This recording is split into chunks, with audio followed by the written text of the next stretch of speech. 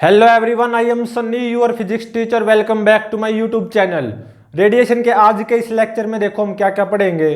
सबसे पहले तो पढ़ेंगे स्टीफन्स लॉ क्या कहता है, और फिर उसके बाद में स्टीफन्स बोल्ट्जमैन लॉ को पढ़ेंगे, और फिर उसके ऊपर बेस्ड एक अच्छे न्यूमेरिकल को भी सोल्व करेंगे।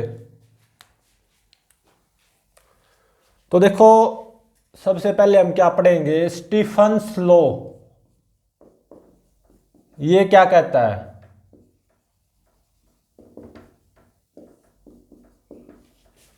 तो देखो मान लो मेरे पास एक ब्लैक बॉडी है, ठीक है, परफेक्टली ब्लैक बॉडी, और मान लो इसका सरफेस एरिया ए है और इस ब्लैक बॉडी का टेम्परेचर है टी, ठीक है।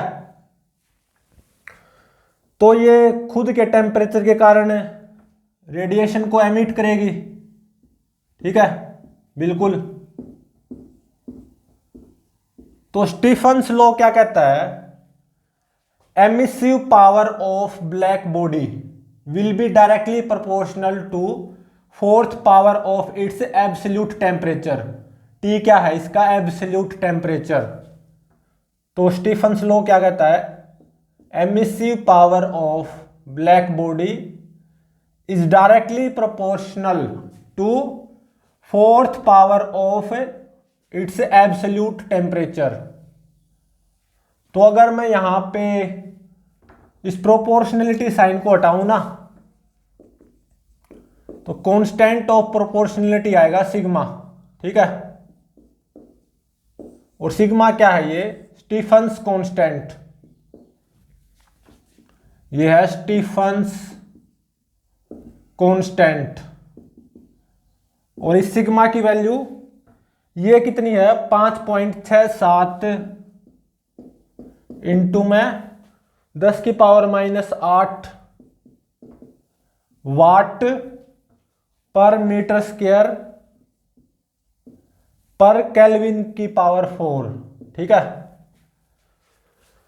तो स्टीफन्स लॉ क्या कहता है, मान लो कोई ब्लैक बॉडी है, उसका एब्सोल्यूट टेम्परेचर टी, तो जो इसकी एमिसिव पावर आएगी ना, वो डायरेक्टली प्रोपोर्शनल होगी इसके एब्सोल्यूट टेम्परेचर के फोर्थ पावर के, ठीक है। तो जब आप यहां पे प्रोपोर्शनलिटी साइन को हटाओगे तो कांस्टेंट ऑफ प्रोपोर्शनलिटी लगाना अनिवार्य है। तो ये कांस्टेंट ऑफ प्रोपोर्शनलिटी आएगा सिग्मा, इसको बोलते हैं स्टीफन्स कांस्टेंट, और इसकी वैल्यू ये होती है, ठीक है।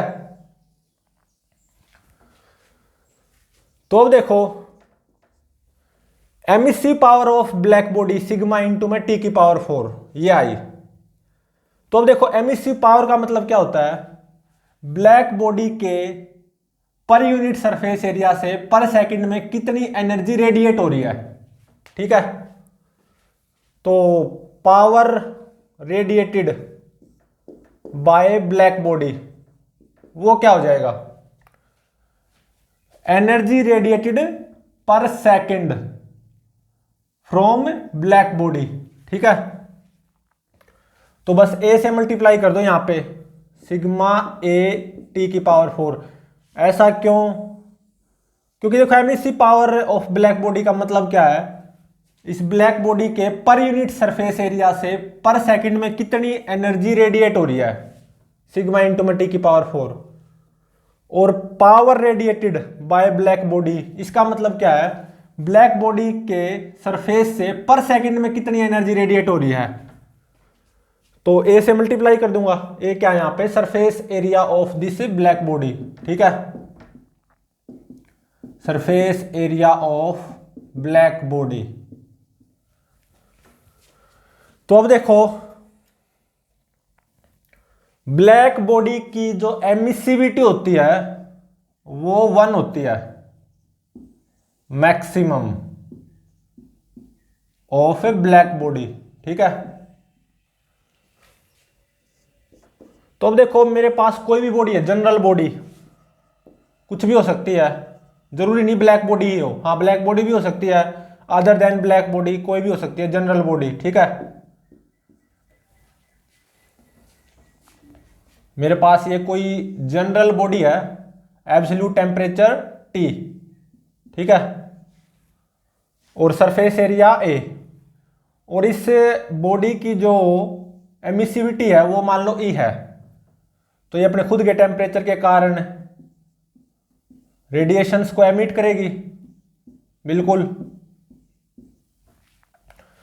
तो इस बॉडी की एमिसिव पावर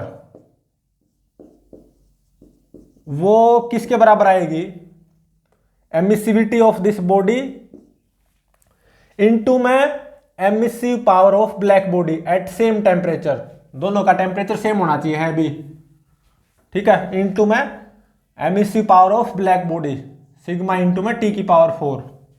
प्रीवियस लेक्चर में पढ़ चुके हैं ना इसको हम, ठीक है। तो अब देखो इस जनरल बॉडी की एमिसिव पावर ये मेरे को पता चल गई, ई इंटू में सिग्मा टी की पावर 4 होगी, ठीक है। सिग्मा क्या है यहाँ पे, Stefan's constant, T absolute temperature, E emissivity of this body.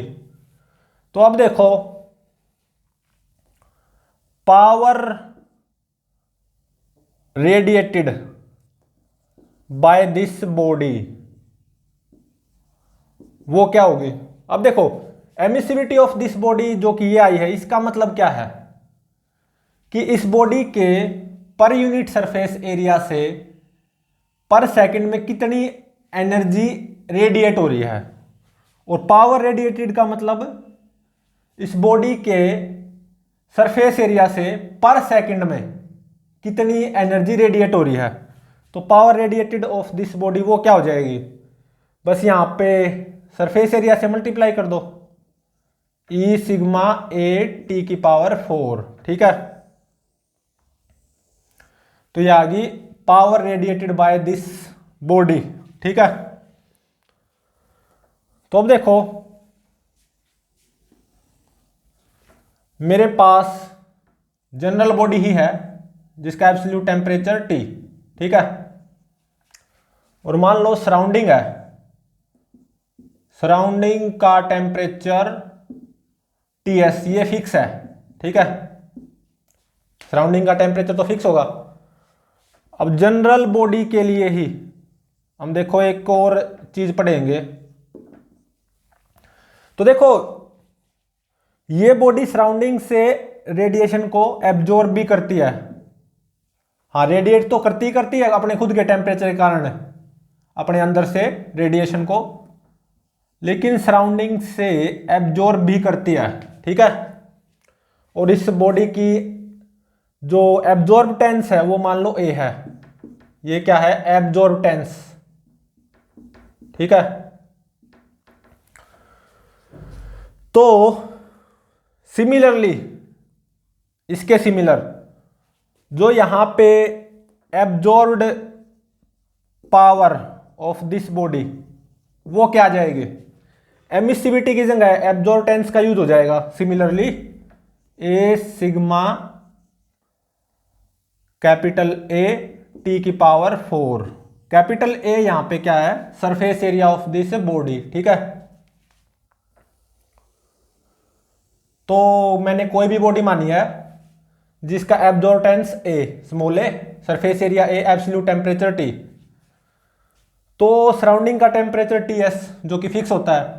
तो यहां पे ये जो बॉडी है सराउंडिंग से रेडिएशन को एब्जॉर्ब भी करती है, अपने खुद के टेम्परेचर के कारण रेडिएशन को एमिट तो करती है लेकिन साथ साथ में एब्जॉर्ब भी करती है। तो absorbed power of this body वो क्या हो जाएगा, सिमिलरली इसी के सिमिलर एमिसिविटी की जगह एब्जॉर्बटेंस आ जाएगा बस, ठीक है। यहां पे T की जगह Ts आएगा, सराउंडिंग का टेम्परेचर, ठीक है। रेडिएटेड में बॉडी का एब्सोल्यूट टेम्परेचर यहां पे, और जब एब्जॉर्ब की बात होगी सराउंडिंग से रेडिएशन एब्जॉर्ब की बात होगी तो यहां पे T की जगह सराउंडिंग का टेम्परेचर आ जाएगा Ts, इसी के सिमिलर, ठीक है। एमिसिविटी की जगह एब्जॉर्बटेंस आ जाएगा। और अब देखो स्टीफन्स बोल्ट्जमैन लॉ, ये क्या कहता है, Stephen's Boltzmann law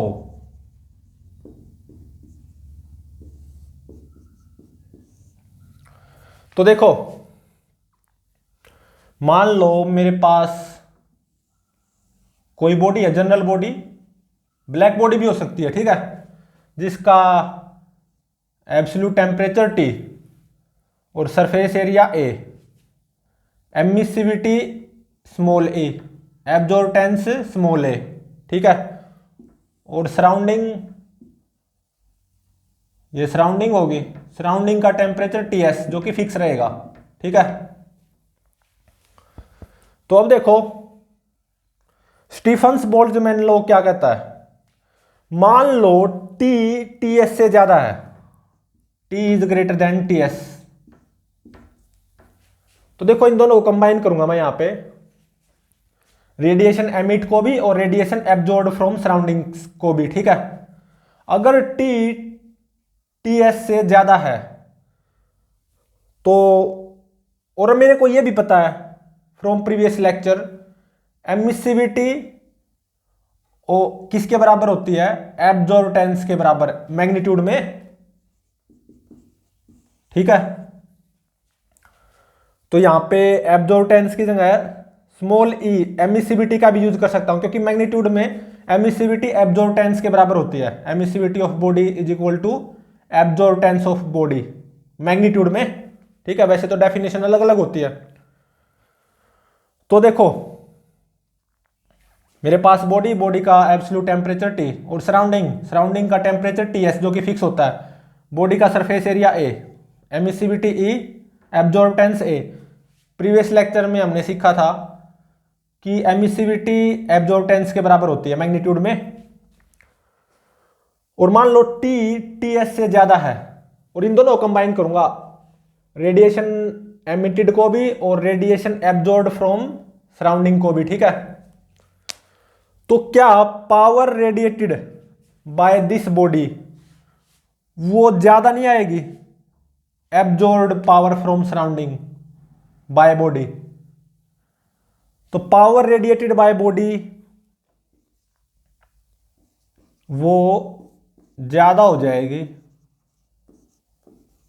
power absorb by body from surrounding, क्योंकि मैंने T को Ts से ज्यादा मान लिया, तो स्मॉल a की जगह यहां पे स्मॉल e ही हो जाएगा फ्रॉम दिस, यहां पे सिग्मा a, यहां पे कैपिटल T Ts से ज्यादा मानना है, सराउंडिंग का तो टेम्परेचर फिक्स रहेगा, कैपिटल T को मैंने Ts से ज्यादा मान लिया, बॉडी का temperature is greater than surrounding, ठीक है।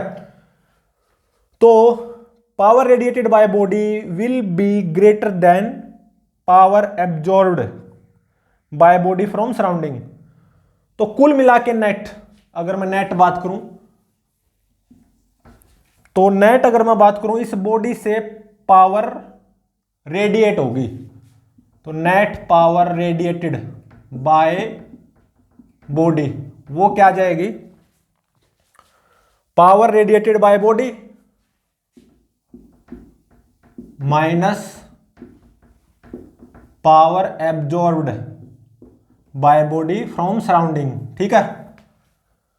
तो कुल मिला के इस बॉडी से अगर मैं नेट बात करूं, रेडिएशन एमिट होगी, कुल मिला के बात करूं, वैसे तो देखो एब्सोल्यूट अगर बात करूं, अपने खुद के टेम्परेचर के कारण ये रेडिएशन को एमिट भी करेगी और सराउंडिंग से रेडिएशन को एब्जॉर्ब भी करेगी, लेकिन एमिट ज्यादा करेगी, एब्जॉर्ब्ड कम करेगी, क्योंकि T Ts से ज्यादा है।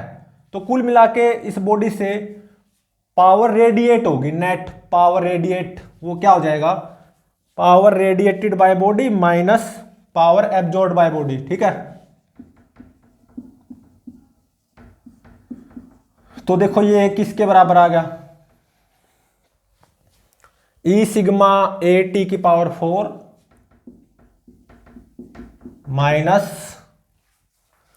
Small a sigma capital A Ts की पावर 4, और स्मॉल a मतलब एब्जॉर्बटेंस ऑफ बॉडी, मैग्नीट्यूड में एमिसिविटी ऑफ बॉडी के बराबर होगी, तो मैं यहां पे स्मॉल a पुट कर सकता हूं, ठीक है। तो यहां पे क्या करो, E सिग्मा कैपिटल A को कॉमन ले लो, E सिग्मा कैपिटल ए को मैंने कॉमन ले लिया, टी की पावर 4 माइनस टी एस की पावर 4, ठीक है। तो net power radiated by this body वो इतनी होगी।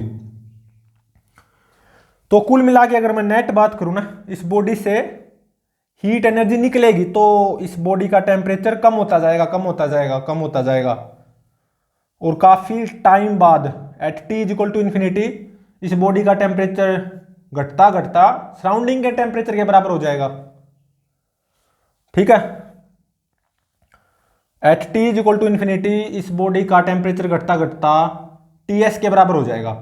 तब net power radiated by this body वो क्या हो जाएगी, जीरो, क्योंकि टी टी एस के बराबर हो जाएगा ना, यहां पे जीरो बन जाएगा। लेकिन तब भी क्या होगा, ये बॉडी रेडिएशन को एमिट करेगी, लेकिन जितनी रेडिएशन को एमिट करेगी ना उतनी सराउंडिंग से एब्जॉर्ब भी कर लेगी। तो at T is equal to infinity जब इस बॉडी का टेम्परेचर टी एस हो जाएगा तब जितनी रेडिएट करेगी उतनी सराउंडिंग से एब्जॉर्ब भी कर लेगी।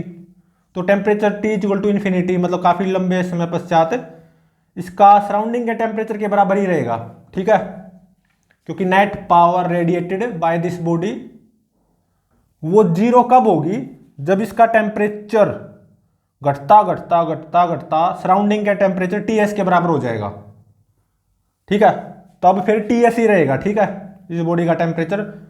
तो net power radiated by this body T is equal to infinity के बाद में जीरो हो जाएगी, क्योंकि T temperature of body surrounding के टेम्परेचर के बराबर हो जाएगा, तो यहां पे जीरो बन गया ना। लेकिन T is equal to infinity पे भी ये बात ध्यान रहे, ये बॉडी अपने खुद के टेम्परेचर के कारण रेडिएशन को एमिट करेगी, लेकिन उतनी ही रेडिएशन को एब्जॉर्ब भी कर लेगी फ्रॉम सराउंडिंग, ठीक है। तो अब देखो, यही मान के चलो, एक बहुत अच्छी चीज पढ़ेंगे हम यहां पे टेक्निकल। मान लो ये बॉडी है, ठीक है, जिसका सरफेस एरिया ए, ठीक है, और एमिसिविटी ई, ठीक है, और T is equal to zero पे इस बॉडी का टेम्परेचर है मान लो T1, और ये सराउंडिंग है, सराउंडिंग का टेम्परेचर TS रहेगा, फिक्स है, ठीक है, वो तो फिक्स ही होगा। और मान लो T1 TS से ज्यादा है, ठीक है, और देखो इस बॉडी का टेम्परेचर कम होता जाएगा ऑब्वियसली, क्योंकि नेट पावर रेडिएटेड आएगी फ्रॉम दिस बॉडी, ठीक है, क्योंकि T1 TS से ज्यादा है। तो क्या होता जाएगा, इस बॉडी का टेम्परेचर कम होता जाएगा, क्योंकि कुल मिला के इस बॉडी से हीट एनर्जी निकलनी ही है अगर नेट बात करूं। वैसे खुद के टेम्परेचर के कारण इस बॉडी से रेडिएशन एमिट भी होगी और सराउंडिंग से एब्जॉर्ब भी होगी, लेकिन एमिट ज्यादा होगी, एब्जॉर्ब कम होगी। तो कुल मिला के इस बॉडी से नेट अगर मैं बात करूं हीट एनर्जी निकलेगी, जिससे इस बॉडी का टेम्परेचर कम होता जाएगा, ठीक है। और काफी लंबे समय पश्चात T is equal to infinity पे इस बॉडी का टेम्परेचर कम होता होता सराउंडिंग का टेम्परेचर टीएस के बराबर हो जाएगा। तो ये बात तो पक्की है, इस बॉडी का टेम्परेचर टाइम के साथ घटता जाएगा, मतलब ये बॉडी कूल होती जाएगी, ठीक है, एक तरह से अगर मैं बोल लूं। तो देखो मान लो T is equal to T instant पे इस बॉडी का टेम्परेचर होगा कैपिटल T, सराउंडिंग का तो टेम्परेचर फिक्स है TS, ठीक है। और देखो मान लो इस बॉडी का मास है m और स्पेसिफिक हीट इस बॉडी की है S, ठीक है। T is equal to T पे इस बॉडी का टेम्परेचर हो गया घट के कैपिटल T। मान लो मैं थोड़ा सा और आगे गया, at T is equal to T plus D T instant पे dt टेंड्स टू जीरो, इस बॉडी का टेम्परेचर हो गया T plus D T, T plus D T T से कम ही होगा, इसका मतलब dt पक्का नेगेटिव आएगा, ठीक है। सराउंडिंग का तो टेम्परेचर TS ही रहेगा फिक्स। और ये मैं पहले बता रहा हूं आपको T is equal to infinity पे मतलब काफी लंबे समय पश्चात इस बॉडी का टेम्परेचर घटता घटता फाइनली सराउंडिंग के टेम्परेचर के बराबर हो जाएगा। ठीक है, तब क्या होगा, टी इक्वल टू इन्फिनिटी पे net power radiated by this body वो क्या हो जाएगी, जीरो, क्योंकि कैपिटल टी टी एस हो गया ना। हाँ, टी इक्वल टू इन्फिनिटी पे क्या होगा, ये जितनी रेडिएशन को एमिट करेगा ना उतनी सराउंडिंग से एब्जॉर्ब कर लेगा, तो टेम्परेचर टी एस ही रहेगा। ठीक है, अगर मैं इससे पहले की बात करूं तो एमिट ज्यादा कर रहा है और एब्जॉर्ब सराउंडिंग से कम कर रहा है, जिसके कारण इस बॉडी का टेम्परेचर लगातार कम होता जाएगा विद टाइम। ठीक है, तो देखो T is equal to T instant पे net power radiated by this body वो क्या आएगी, T is equal to T instant पे, T is equal to T instant पे इस बॉडी का टेम्परेचर कैपिटल T, तो यहाँ पे कैपिटल T की जगह कैपिटल T ही हो जाएगा, तो ये आ जाएगी ना E सिग्मा A T की पावर 4 माइनस TS की पावर 4। ठीक है, तो अब देखो T प्लस dt इंस्टेंट पे भी मैं क्या ऐसा नहीं मान सकता कि net power radiated by this body इतनी रहेगी।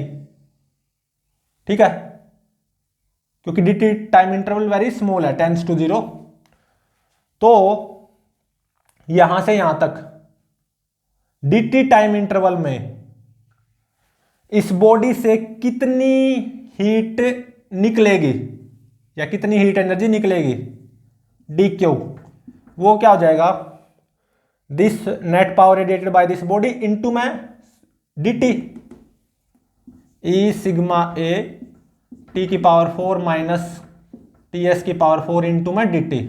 ठीक है, इतनी हीट एनर्जी इससे निकली,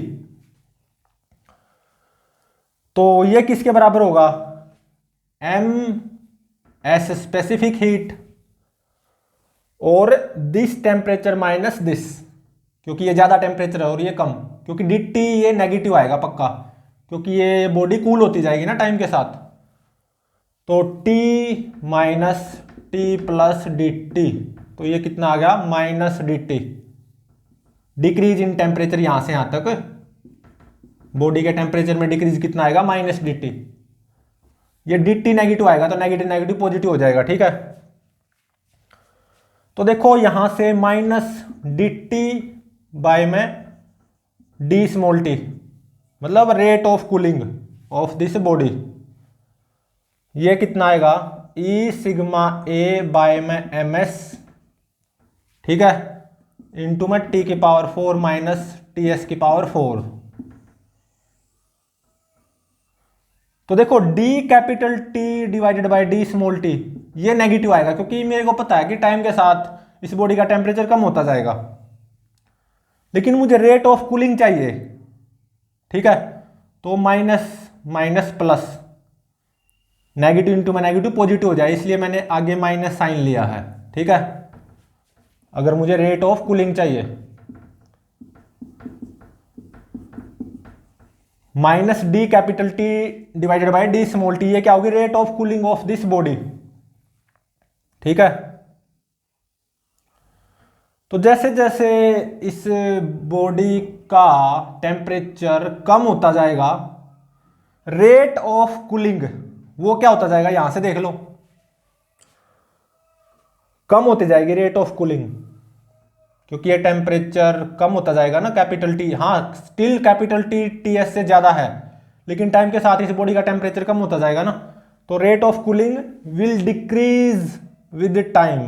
ठीक है, क्योंकि टी की पावर 4 माइनस टी एस की पावर 4 ये टाइम के साथ कम होता जाएगा, क्योंकि temperature of the body time के साथ है घटता जाएगा। ठीक है, तो rate of cooling of this body will decrease with time. तो देखो यहां पे आप अगर ऐसा सोचो कि temperature of this body as a function of time, capital T as a function of small T, वो निकाल लो, हाँ निकाल सकते हो, लेकिन काफी डिफिकल्ट है यहाँ पे जब इस इंटीग्रेशन वगैरह को यहाँ पे सोल्व करोगे ना, तो देखो कैपिटल टी की पावर 4 है, तो यहाँ पे इंटीग्रेशन को सोल्व करना काफी मुश्किल रहेगा। ठीक है, ठीक है, कैसे देखो, minus D capital T divided by T की पावर 4 माइनस टी एस की power 4 is equal to E sigma A by में एम एस इंटू में डी टी। ठीक है, दोनों तरफ इंटीग्रेट करोगे तो यहां पे इस इंटीग्रेशन को सोल्व करना काफी मुश्किल रहेगा, क्योंकि कैपिटल टी की पावर 4 है, 2 भी नहीं। तो इसको सोल्व ना ही करो, मतलब इस बॉडी का temperature as a function of time ना ही निकालो तो ही अच्छा, क्योंकि उसको निकालना काफी मुश्किल है, यहाँ पे इंटीग्रेशन को सोल्व करना काफी मुश्किल रहेगा। हाँ, लेकिन इतना पता चल गया वही बहुत है। ऑब्वियसली बॉडी का टेम्परेचर कम होता जाएगा टाइम के साथ, ये मैं आपको एडवांस में बता रहा हूँ। काफी लंबे टाइम बाद, मतलब at T is equal to infinity, इस बॉडी का टेम्परेचर घटता घटता सराउंडिंग के टेम्परेचर के बराबर हो जाएगा। ठीक है, और टाइम के साथ इस बॉडी के टेम्परेचर के घटने की रेट, मतलब रेट ऑफ कूलिंग, वो भी कम होती जाएगी। ठीक है, तो अब देखो इसके ऊपर बेस्ड एक न्यूमेरिकल को सोल्व करते हैं। इसके ऊपर बेस्ड एक न्यूमेरिकल को सोल्व करते हैं। तो देखो इस न्यूमेरिकल में क्या गिवन है, मान लो यहां पे इसको इरेज कर लेता हूं।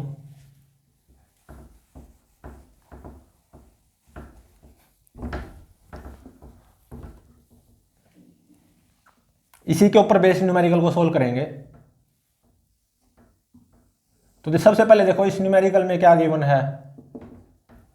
मान लो मेरे पास एक सॉलिड स्फीयर ये है, जिसकी रेडियस कैपिटल आर। ठीक है, और डेंसिटी रो, एमिसिविटी ई। ठीक है, और स्पेसिफिक हीट एस। ठीक है, और मान लो T इज इक्वल टू 0 पे इस सॉलिड स्फीयर का टेम्परेचर है मान लो T1, और ये होगी सराउंडिंग।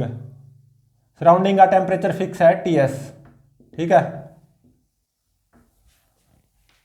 तो अब देखो इसका सेकंड पार्ट, एक दूसरा स्फीयर है मेरे पास, थोड़ा सा बड़ा solid sphere,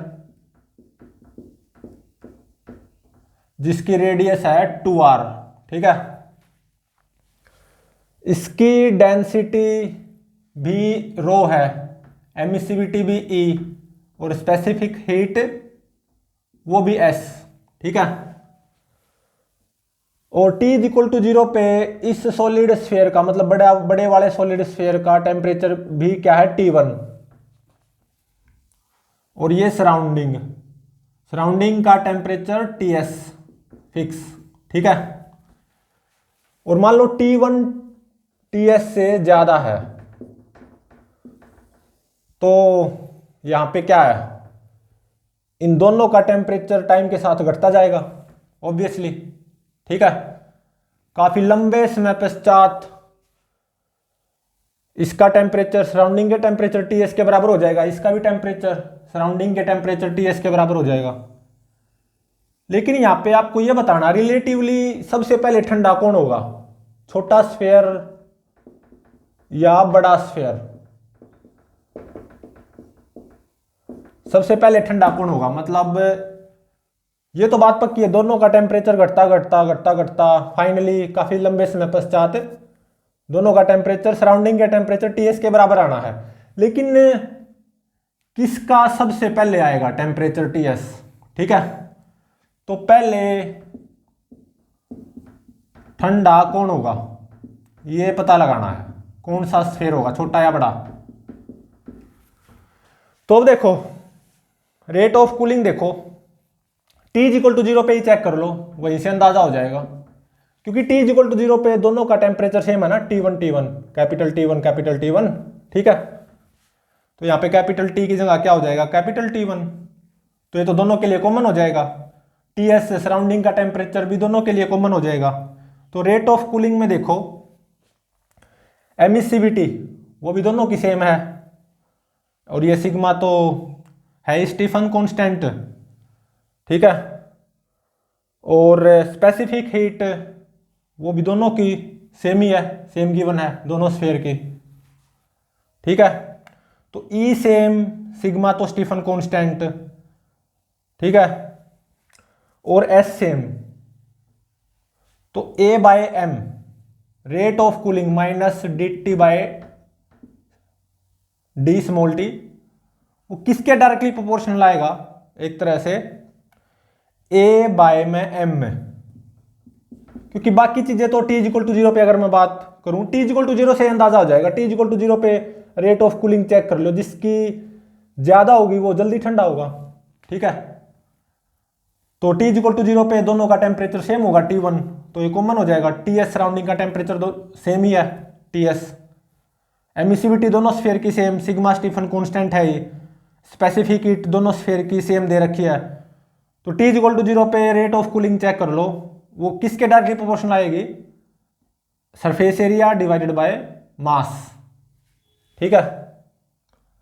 surface area 4πr², और मास क्या होगा, डेंसिटी इनटू में वॉल्यूम, डेंसिटी रो, और इनटू में वॉल्यूम 4/3πr³, ठीक है।